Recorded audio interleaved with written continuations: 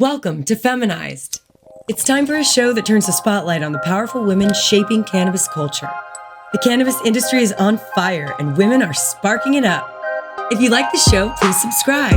You can also subscribe to the Feminized podcast with Liz Grow on YouTube and Instagram. The future is feminized. I'm so excited to introduce you to my next guest, Texas Cannabis Freedom Fighter, Ms. Jax James. She's the Executive Director for Foundation for an Informed Texas and serves as a State Policy Manager for the National Cannabis Lobby Group NORML. Jax is a fixture on the Texas Cannabis Policy scene, and you need to know her if you're interested in Texas weed. Ladies and gents, the incomparable Miss Jax James. Hey sis, you're now listening to the Feminized podcast. Hey. Hello. Jax James. Jax James. Welcome to the Feminized podcast, sister. Thank you so much for having me. It's a pleasure to be with you today, Liz.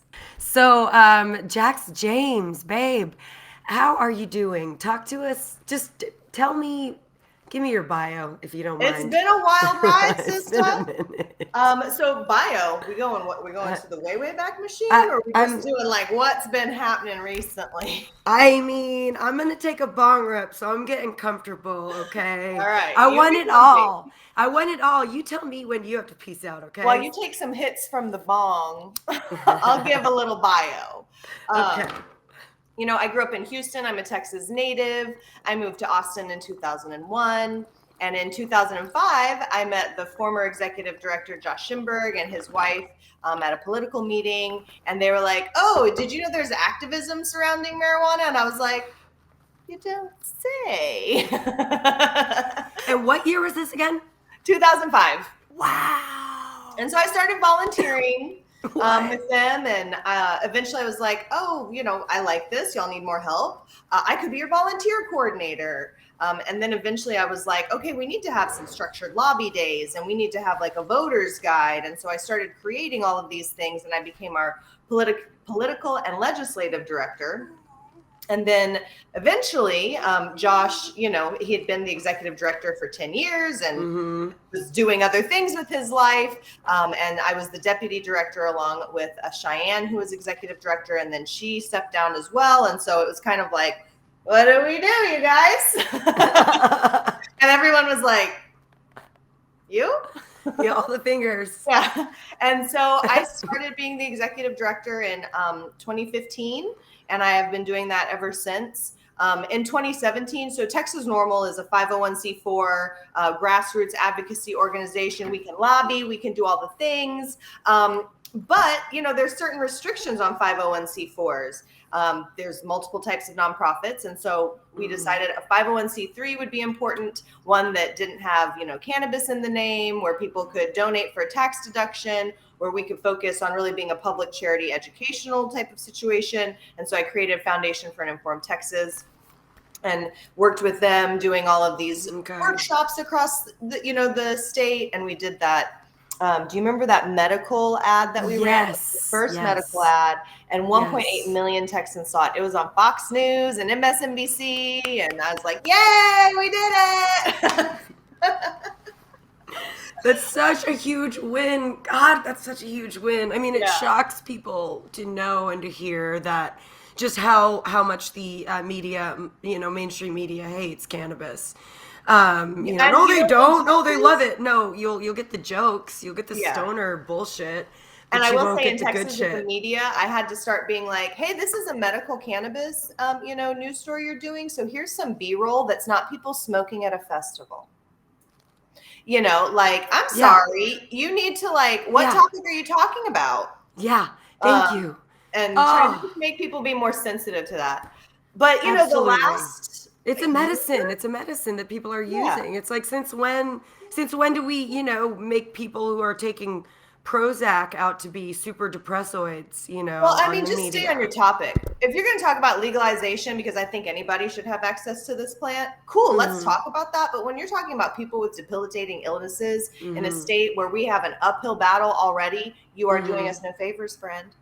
Thank you. And a lot of the Thank major you. people I talk to, you know, they themselves support, they want to put it in a good light, but they only had the B-roll from festivals, from like Right. Reggae Fest and stuff. And I'm like, okay. It's like this is not if this is nowhere near close to representing or representative of the actual I think population that uses cannabis for medicine on a daily basis. And I'm not just talking THC.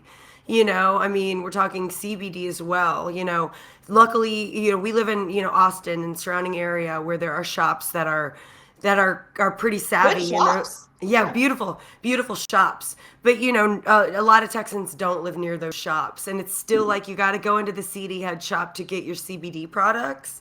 It's like, come on now. I mean, HEB is gonna bring more and more of it on board because I know it's there.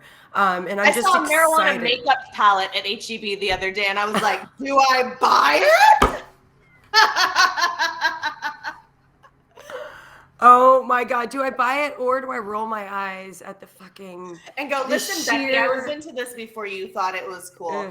I know. Well, I mean, just the sheer commercialization of the plant itself, of the, you know, just beautiful. It's a beautiful plant, but it's like, oh, you slap it on the label, and then somehow that makes you edgy. Somehow that makes you woke. You know, it's just like, who's benefiting? Yeah, or that your product is good. Other thing, like there's a lot of thrown together products out there. There's a lot of great businesses trying to do really good work, and they're doing the testing, but those are not going to be, you know, like the most affordable. There are some really great brands out there at great prices, but like you need to be a consumer advocate for yourself and be looking up this stuff, you know, like, is this lotion really, like, it says it's a hemp lotion, but is that just because there's hemp oil in it? Like, industrial hemp oil, or is there like CBD added to, like, what's the purpose? Am I just lotioning, or am I treating my tendinitis? Being an informed consumer means a lot of things. It means reading the back of a package and ingredients lists,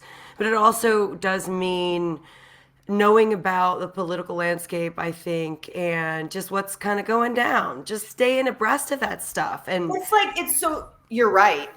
But let me tell you how frustrating it is to me, the idea that, like, to have a good consumable product, I have to be engaged in the legislative process.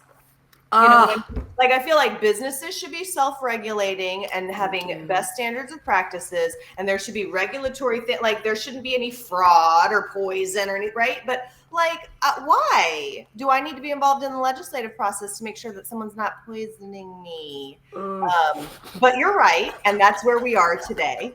You know, in Texas, we have our drug laws are at the state level. We can't, you know, do a ballot initiative at the state level to change that.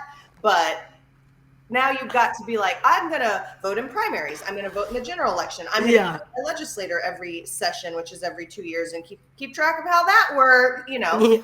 And so that's why you need organizations like, you know, I know your organization does that, Texas NORML, there's the coalition, there's lots of different organizations that are working on making sure that people have good current information. But even then, you know, there's a lot of people popping up now, you know, like, ooh, cannabis. Like, they want to be the person that you go and you talk to about it. And I say, welcome to the fold, but you better have the right information if you're going to try to educate the masses, because if you put something out there that's erroneous, you can really cause some problems. You really, really can, and you're not doing anyone any favors. And I think that you run into problems when it becomes more about the ego, when it becomes more about my identity, in making my identity this plant, you know, and because it really does make people feel good. And it also attracts, you know, it attracts people who suffer from mental health issues. And I think chronic pain, which can make people irritable, or, you know, like, we meet a lot of people we need to have compassion for. Yes, we do. But the plant is, you know, you can work for the plant in different ways. You know, when people start to become spokespeople, and you see that kind of wrapping themselves up into the plant, and it's just, I don't know. That's when things go awry. Okay. That's Yeah. when shit goes kind of sideways and, you Well, know. and I like to tell a history story. I always like to give a history lesson when people are talking to me about like, oh, we should do this and that. And that, like I'm going to go smoke at the, Capitol steps. I'm like, let me tell you a little story. Back in 1996, or was it 7? I can't remember now. But this was before our drug laws were managed at the state level. Localities could change their drug laws however they wanted. And there was a ballot initiative in San Marcos to legalize medical cannabis. It was really popular. People anticipated it would pass. And then some local college activists were like, we're going to go smoke on the courthouse steps and like talk about this or whatever. And they got in trouble and they got arrested and it got on the news. And then the state capitol was like, I'm sorry, San Marcos, what are you doing? And then they changed it to where now you have to change the laws at the state level. Oh, so those cool little activists back in the 90s, being like cool or whatever in their minds, they effed us all over. Like real good. I'm gonna just sip on my tea real quick. I want everyone to on that history lesson, okay? I'll join you. Jax James, everyone. That's pretty much why I love you. It's like the best of the facts about cannabis, and just the delivery is just so scrumptious and amazing. You're gonna have fun with it, Liz. You know this. You do.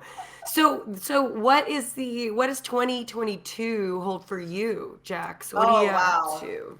Well, let's look back at 2021 first, because I got to tell you, it was like a huge year of change. You and I, we were at the Capitol a lot. We got some laws changed. We saw things go farther than they ever went before. Summer happened, and then, my life started to change a lot. I got a job offer with National to help manage their state policies for every state in the nation. And I had to really think, okay, how do we make this happen? And it takes a team. So we were able to get an administrator to help Texas NORML, because, Texas NORML has to have someone doing the day-to-day stuff.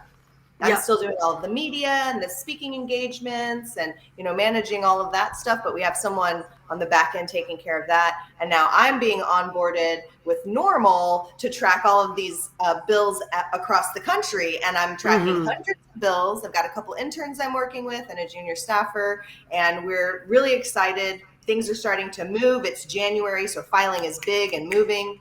But in the Texas front, 2022 is an interim for us. We're not in a legislative cycle like some of these other states are.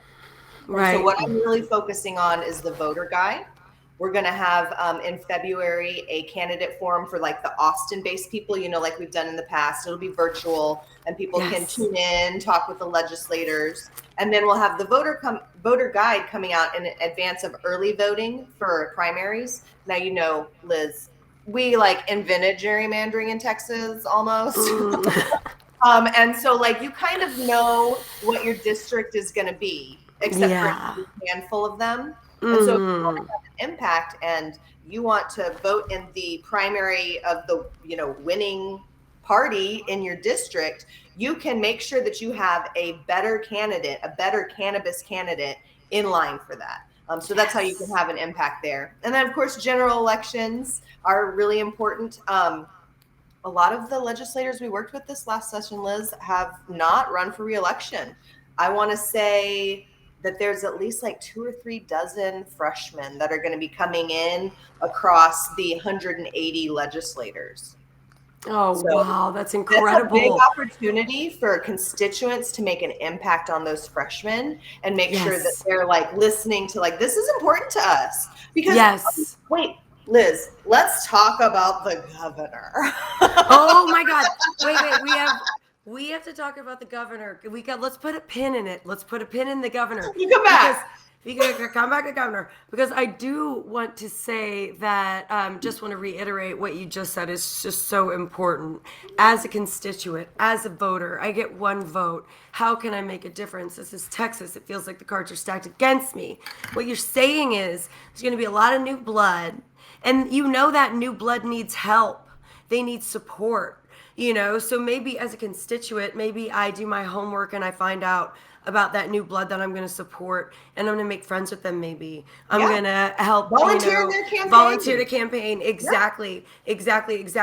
Because then when they get in office, they're going to be more favorable to cannabis. They're going to know cannabis in a different way. Yes. When you walk in during a legislative session and they're like busy, you know, they like some new person, they're like, okay, you have 5 minutes, but they're like, oh, Liz, just tell me what you need. Oh, that's what you want. Okay, cool. I'll talk to you later, babe. See you later.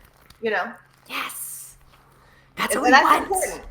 That's what we want. And that's what oh God, you're so amazing, Jax. Seriously. You know, you are, baby, you are. You know, Patrick and I are like, how do we get involved? How do we, you know, what do we do? And I was literally and we're like, hey, we like danced our way in.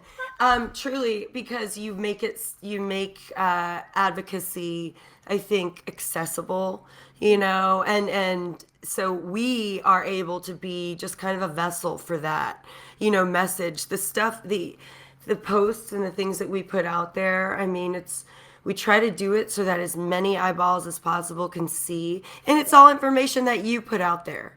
It's the newsletter. It's all the good information. It's the newsletter that you send. Exactly. It's a newsletter that you send. It's just like so much information. And we are so freaking grateful for that. And we want more people to just know that and grab on, because everybody wants to know when Texas is going to legalize. Yeah. All right, I'm gonna smoke to that. I mean, I get asked that all the time, and I'm like, "Are you voting?" Yeah. What do you know about it? Because you should know as much as I do. I mean, and here's the other thing is about, you know, what you're talking about with engagement with people. You know what I mean? Like, it's hard for people to engage on a lot of issues. And so like cannabis has to really matter for you to want to like get out and go to I mean, if you live in Amarillo and you want to come and lobby your legislator during the session, you got to drive 8 hours. That's right. Know? Yeah. And so it can be a challenge. So I understand why people feel, I mean, just broadly disenfranchised from, you know, the way that the program and the government works. Yes. And it's hard to overcome that because there is that gap, and legislators lag behind the voters. You know, we see like 60% of Texans want legalization, 80 plus want decriminalization. And like, everyone's like, I'm sorry, where's that inclusive medical program we were talking about? Where's the compassion in the compassionate use program? Because that is the biggest slap in the face as a patient that I have ever felt. But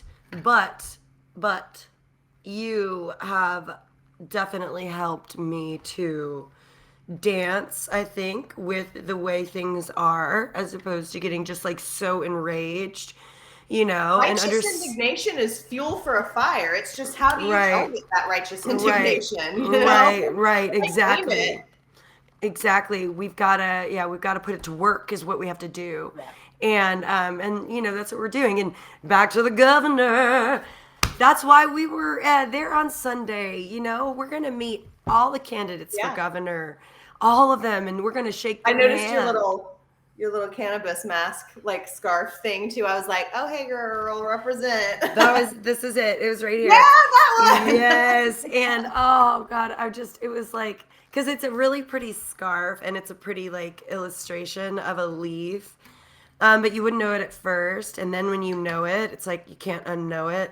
Yeah. And we were right there. And I know that he saw it and I know he felt it. And I did say to him, I asked him, I wish you would, you know, consider expanding the Compassionate Use Act to include all Texans and all Texas patients, especially pain patients. Yep. And we need to stop spending taxpayer dollars on putting people in jail. And I said, and you saw he made a comment about it, right? Yes, on Monday. And he shook my hand. He looked me in the eye and he's like, "Thank you. It's a serious issue and we are addressing it." And I said, "Thank you. You need to not make this an issue, though. You got to take the wind out of Beto's sails." Okay. I mean, you know, I had to tell him, don't make it an issue. Beto should not win on cannabis. I mean, whoever's gonna win, whatever. I know this And is I'm a just saying, win state, and but that I know, and I'm sorry, I'm feeding I'm not into gonna. I'm it. not gonna pick winners or losers on that. I'm not either. Well, I'm not either. What I'm saying is, I don't care. What I want to Yeah, do. this should be It's bipartisan, is your That's point. it. Why That's are we making it a divisive thing? That's But here's it. my thing, Liz, is that his comments. So he reiterated not wanting to stockpile jails. He made that, comment last election cycle. Yeah. But then he's like under the impression that decriminalization has happened based on his statement. Honey, no. And I think he thinks that, and let me explain why. Because his staff has worked for 3 legislative cycles with offices of those trying to decriminalize or reduce penalties having to do with cannabis possession. And he's like, it's been 3 cycles. How has it not passed? That's what I think he's thinking. I'll tell you how it hasn't passed. The lieutenant governor. Damn, Patrick. And so, to that point, this has been something that, leadership in the House has made a priority. This is something that it's a priority for, the Texans. And it's just like, how much longer is the lieutenant governor going to stand in the way? Right. Right. How much longer will the governor allow the lieutenant governor to stand in the way?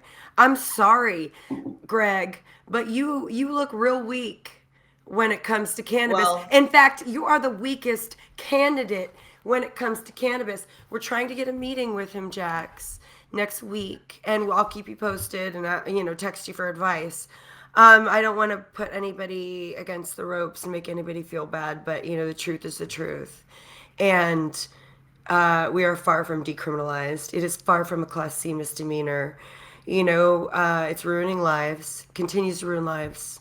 And, you're too busy fucking you just worried about other stuff to know that Dan Patrick is the worst. He's the devil. Well, and I mean, it seems like also with hemp, it's kind of like mitigated some of the harms because a lot of people are making it less of a priority because they're like, well, we can't tell, and then we have to test, and that's expensive, and all these localities are like putting budgetary restraints or diversion programs or all of that out.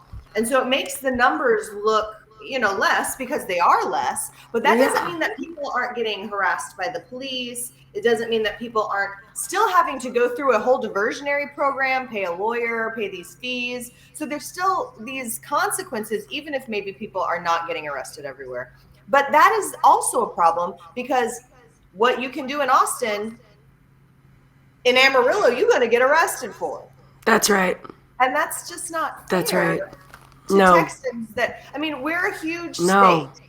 And I understand that in some places there's like, you can't buy alcohol here or whatever, but like cigarettes are available everywhere. Thank you. Like all this stuff.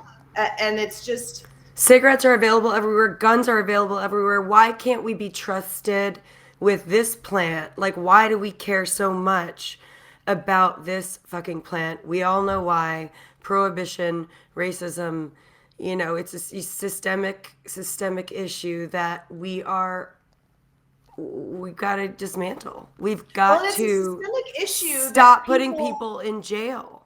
Yeah. Who are people of color in jail. Predominantly, yes. And then saddling people with, like, okay, now you can't get grants because you've got a criminal misdemeanor. Now you have trouble getting a place to live. You have to check the box in some cases on applications. And so it's just the whole thing. There's a difference between understanding that, listen, some people have a chaotic relationship with cannabis and have issues surrounding cannabis, even though broadly it is a safer option for many people. And there's a difference between genuinely recognizing that and how we can help those people that do have issues, and recognizing that by and large, 95% of people do not. And it is not hurting people. What's hurting people is the law. That's the problem. Right. Amen, amen, amen. And even if the law is easier, it's like, the law has no place and no business in this. If the law doesn't care. If law doesn't care. Small government, Texas. Thank you. God damn, where's the small government? I don't think the government would like to hear that, Jax. Okay, don't say that too loudly, okay? It's a big building. It can fit a lot of people, seriously. No, but I mean, I think if we have a warning on every pack of cigarettes that, oh, by the way, this is going to kill you because science says so or whatever. And my parents are smokers, so cigarette smokers, so my heart goes out to them. But there's a fucking thing on the pack. You're going to die. But you can light up down the street, you know, and it's just because you get to decide what you do with your body, right? Exactly. But they like that in only certain arenas. You can only use that phraseology about certain things. And so that's another issue is, yes, cannabis is an important, issue and subject matter to address. But when it's like triaged with all these other topics, it's not totally at the top. So people can kind of feel a little like we can be wishy-washy on it. And since in Texas, we don't have ballot initiative at the state level, and, unfortunately, they kind of can be until it becomes a big enough issue that voters are going to decide elections based on it. Yeah, it's just maddening, you know, it's maddening because I know that as a community that if we did have a true doorway to moving, legalization along, that we would use it, but we don't. I mean, what we do is what we're doing now is informing and advocating. I mean, we're doing everything we can, right? This is the rub. If you're a patient in Texas, it's really difficult for you, especially if you're not enumerated in the program or you can't afford the medicine. And so that is really hard. And then people are like, well, just move. Listen, that is an elitist and privileged argument, okay? Not everybody can just move. And why should I just move? Why should I have to move my whole life? Because you a hot mess, Texas. Thank you. I got my stuff together. Amen. I got my stuff together. Man, I'm paying my taxes. I'm doing good. I'm mowing my lawn. Leave me alone. And oh, by the way, I have all the guns in the world because you let me, because you trust me with them. Why is this an issue? But I'm always invigorated because of people like you, baby, because of you and what you're doing, it's like, can't lose energy. Got to keep fighting. And I understand people get burned out. There's been a lot of people over the years I've been doing this that they do it for a cycle two and then they're just like, oh, I cannot anymore. And I get it. I understand. It's hard to feel like incremental changes or wins. That's a hard feeling. Yep. Because nobody wants an increment. I don't want an incremental change. No. You think I would? I just came back from California where I could go online and pick a, minority woman-owned product from a website and have it delivered to the place I was staying. Yes. Like, that's what I want. This is the end game goal. Texans are very resourceful people. We would have the dopest adult use market situation. I mean, just let us go, Greg. Just let us go. Well, and let's talk. Come on, let us grow. Federally. The problem is because it's federally illegal still, and Biden has still not taken action on that he has promised, right? 100 days though, right? 100 days. Sorry. Listen, Liz. I thought he would be deceased. Okay, before 100 days. No, don't say I'm that. sorry. It's bad. a hard. First of all, he's very old, so odds are not in his favor. Second of all, this job. Do you remember what Barack Obama looked like before he took office? When he first got into office, he was like fresh faced, and he was like, "Oh my God, guys!" And then when he left, he's like, I'm gonna go now. Yeah, no. He was like, I'll be right.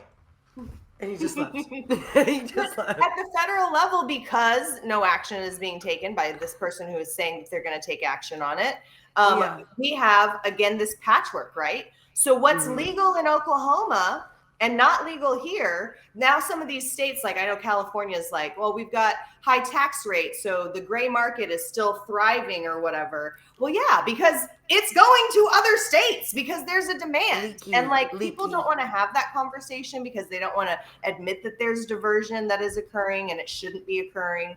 Right. And I get that, but it's more to the point that people want access to THC and they're going to find a way to do it. And you can either, you know, make a nominal tax on it and some regulations that have patient protections in it and, you know, reap some reward from it, or you're going to continue to have people, you know, coming into other markets and taking things into their state. And so if at the federal level, we could deschedule it, then it would empower states to have to come in line with that. You know, it's like with hemp, Liz, when they did the Farm Bill in 2018, that instigated a process in Texas so that our CSA has to match the federal CSA. And then that is how hemp was legalized. And then the legislature was like, we got to do some legislation on this or the USDA is going to tell us what to do. And so they got right on it and created it. Oh my God. You know? Oh my God. Oh, it's just, that's. So I'm like, Biden. Yeah. Come on. It's working. Come on, Biden. It's ticking. God, Biden, just do it, please. Just do it. You said you'd do it. And Kamala, you owe it to the nation to do it. And you know, I mean, like, listen, there are, you know, good faith opinions on both sides of the political aisle about lots of different candidates. Those opinions aside, simply looking at cannabis, you know, these two Democratic candidates at the time, they needed to say those things for a vast majority of Democrats to want to be able to vote for them. And I need them to prove that they were not just saying it. Yes. Yes, that's it. That's all we're asking for. Service. I don't want lip service. It does nothing for me. No. And it's not complicated. It's not complicated at all. And in fact, we've overcomplicated it. You know, it's so fucking confusing. Nobody knows what the goddamn laws are anymore. You know, so let's just, come on, let's just do it. Like, remember back in 2015 when David Simpson was like, hey, let's regulate marijuana like tomatoes. I was like, yes, let's do that. And people were like, oh, no, we're not going to do that. We're going to regulate it like it's plutonium, okay? Yeah. Goddamn right. And you're going to be on that plutonium list forever. Yeah. Like, Jesus. I know so many people are like, I would be a patient, but I'm scared of getting on the list. I'm just like, hey, man. We got to make the decisions we got to make. I get it. Yeah, I'm happy to be on the list. I don't care. Yeah, me too. Come and take it. Me too. Bring Straight it. up. I know enough people who would, and this is coming from a place of privilege. Not everybody can say that. But because of what I've done and the people that I've met, like, come on. I've got 8 lawyers I'll call about it. Yep. You know, we'll do. You want to ride this ride? We'll ride this ride. We are in line, okay? We are in line to get on that ride as well with you, with cameras and all of it. Because, you know, what's happening, Jax, is that you're making history. You are making history just step by step. And yes, it's taken years. And of course it's taken years. You know, it sucks that it's taken years. But here we are. And, well, I mean, it started in Texas. The first law on the books outlawing personal possession of cannabis was in Texas. It was either 1913 or 1915 in El Paso. And it was because the people across the border, Mexico. Racist. Yeah, and that's why it's marijuana. So racist. With an H. With an H. We didn't even bother to learn how to spell the word. So it's going to take time to undo it. It's just frustrating that because of what happened in the 90s, our hands are so much more tied in this state than other states, and we have to go through the legislative process. Yeah. And if you look at the states that are kind of left, it's mostly people who have to go through the legislative process. Ballot initiative people are, you know, already doing it fine. The people have spoken, you know, and that is that's what we want. That's what I want. That's what every Texan wants, you know. Give us a damn voice in this. There's so many beautiful things that cannabis brings, I think, to communities and to states when it finally opens up. And, you know, in Texas, I just know that we're going to just crush it. So I'm really excited about that too. I'm like, please, this is like, oh God, our farmers are the best. Okay, so Jax, I ask my guests 3 questions. Okay. So I'm gonna ask you yours right now. So get ready. No. Okay, the first question, and usually if you would be smoking, you might want to take a smoke. So because it's a so thing. It's time to take hits from the bong. Noted. It's okay. Yeah. Noted. We'll edit it in. Okay. A cartoon version. Yeah. Thank you. That's happening. But yes. Okay. First question is, Jax James, who is in your dream smoke circle? So 3 people, dead or alive. We need some smoke circle music. Okay, this is a hard question, actually. How do you pick 3? It's so hard, but you got to try. So I've already consumed with Keith Stropp, so I'm just going to leave the founder of NORML out of it. Keith, we've done it. You know, like, no offense, but you won't be in the lineup for this one, okay? You're such a good friend, Jax. You're such a good friend. Just giving the shout out and the recognition, but also saying, I'm going to say Bob Marley. I'm going to say, I mean, everybody says Willie Nelson. Like, he's just, like, opted in, right? Who would my 3rd be? Oh, that's a really hard one. Maybe Joe Moody. That might be fun. Oh, shit. Oh, my God. Wow. I mean, I have no idea if that would even be an option. I have no idea his consumption habits. I'm just saying. No, it's an option. Exactly. This is your fantasy. Oh my God, that would be incredible. So much good work would be done. Yeah. During that sesh. All the good vibes. All the good vibes and Texas focused good vibes. You know, and Willie jamming with Bob. Oh, okay. And since I asked the question by default, I get to like slide in. So this is in my mind. Hi, I brought this together. Yeah. Hey, I'm the organizer. Thank you. Here, take this joint. Thank you, Puff. Okay. Question number two. What other women are inspiring you right now in the cannabis space? Oh man, there's a lot. I mean, like, I look at Texas, and I mean, there's great male activists as well, and no shade thrown, but it's like very women centric and women run. How many do I get to pick? I mean, just one, but you could pick as many. How do you do You could pick 2. I know, right? You could 2, 3, however many you want to. You know, so I look up to a lot of people that do a lot of different things. Like, Liz, you do great with the media and getting people engaged on social media and getting out the fun vibes of it. You know, someone like Heather is really good at targeting, you know, the conservative talking points. There's a lot of great lawyers like Andrea Steele and Chasey Spencer who are like fighting good fights on the lawsuit front. I mean, I could keep going. I love it. I'm going to put another name out there, Susan Hayes. You know, she's a lobbyist for cannabis businesses and has done a lot to try to advance stuff. And now she's running for the Department of Agriculture. Yes. Can we talk about that? What do you think about that? Were you surprised?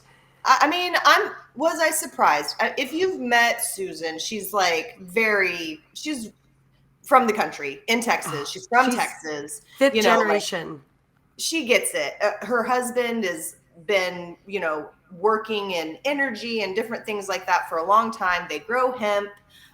You know, she was looking into doing like a little hemp house behind her house, you know, so she's got a wide variety, but it's also like looking back at what she's done over the years, doing legal stuff, you know, she's got a wide dearth of knowledge.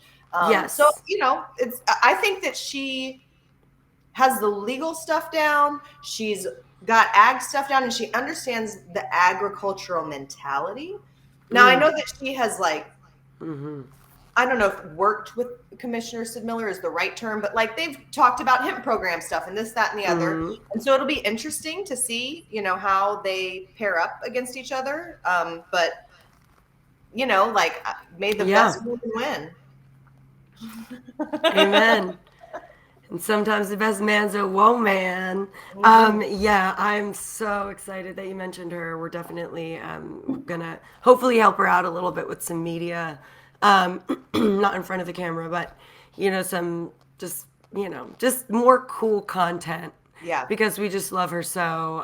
Her spirit is just awesome, and I don't know, she's a cannabis candidate, so. And she's represented a lot of agricultural cannabis companies too. Yes. So like she has the knowledge, like maybe not like Sid Miller level knowledge on how to like ride a bucking bronco. Like I don't know that she knows how to do that, but she country test. She wears a gun on her hip. Okay, straight up. She got a cowgirl hat. She has a cowgirl hat. She's amazing. Oh God, she's like a Texas goddess. Truly, but yeah, she's got respect, and she values farmers' economic liberty at the end of the day, right? That's what we're talking about. Truly letting farmers grow, letting us grow this plant, and then we can take it from there. We've got enough brains in this, I almost said country. Oh my God, Freudian slip. We are our own country, Liz. We are, Jesus. Oh my God. We're going to text it over here. we are. But it's like more, it's like we've got enough brains to figure out the works. We're smart enough for that. But we need to stop hurting our farmers and let people grow. Let my people grow. So that's really all there is to that. Okay, so third question. Okay. Jax. Third question is this. What would you tell your 13-year-old self about, how to make it today? Quit wishing to be a grown-up. That's what I would tell her. It is not everything it is cracked up to be, okay? You're going to want to return your privileges of responsibility. But besides that, I would tell her, just keep doing the next right thing. And that will always get you to the place that you want to be. The next right thing. Yeah.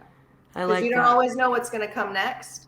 You can just see what's in front of you and make the best decisions you can with the information you have in that moment, and then live with, like, now that I have a little girl, I try to think of myself of like, if it was Lila now and she's 40 with her kid, how would I treat her about this with compassion and love? And I try to reflect that to myself. And so I think that I would also tell her to just like, give yourself grace. It's hard to do, especially in my 20s. There was like no grace to give myself. None. No room for the grace. No room for the grace. It was all ambition. It was very heavy. Yeah, man, that's great advice. Man, I definitely feel that. Yeah, so what do you think, what does the future of cannabis look like to you?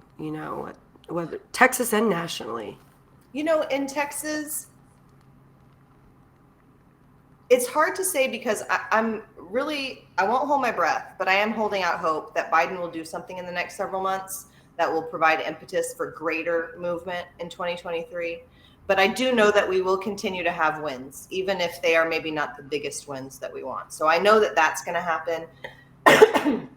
But, when people tell me how long till a legal market, I ask them, how much work are you doing? Because that's how long. Yes. However much work you're doing or not doing, that's how long it takes, Yes. And then nationwide, I would like to continue to see equity and business responsibility being at the forefront. I think that it's important that businesses police themselves so that they don't get over-policed by the government. And I think that customers and consumers look for that. They look for the people that they feel are doing a good job, and they're willing to sometimes even pay a little bit more for that. And I think that's really important. I think it's important that we don't forget how this drug war has played out over the last almost, 80, 90 years. and that we are deeply considerate of that when we're moving forward with licensing or, you know, any type of regulation like that. I think that it's important that small businesses be able to continue to thrive. I don't want to see so much over regulation that only, you know, MSOs can do business. To me, it's important that just like we have home breweries or we have local breweries, that we can have that locally. So, I mean, these are the things that I want to see people focusing on, but it's a hard thing because so many people are caught up also in the business and the industry of it. And I hold no, you know, like, make your money. Like, people got to eat, you got to live, like, make your money, but also, you know, be thoughtful about it. And I think that that should extend outside of cannabis businesses. I mean, I think that's broadly just like a good standard.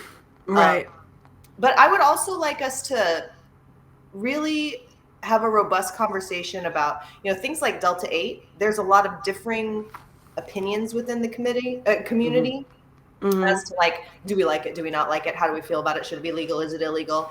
I think that really we just need to, like, prohibition doesn't work. Do you know why people want Delta 8? Because they can't get Delta 9. That's right. Ding, you know, ding, so ding. Like, let's get back to that. We can bicker about all the other things and have different opinions, but this is the reason why. You know, and I'm sure that people would rather just be able to make a high THC plant that they extract THC from and sell that Delta 9 THC than have to do this whole isomerization process, right? Yeah, come on. People are just going to keep coming up. Desperation. Yeah. You know? Yeah. So, it's desperation. It's like, what are we doing? And a lot of people are pouring a lot of money into the right now. And I do not fault them one bit for it. Make your money, make your money, make your money. As long as you're putting a quality product out there. Right. But it's not hurting anyone. But geez, man. It's like, just lay off the cannabinoids, government. I we'll worry be about, okay. I worry about everything changes. Everything changes. Yeah. And my biggest concern is just like it getting so big that there's no accountability.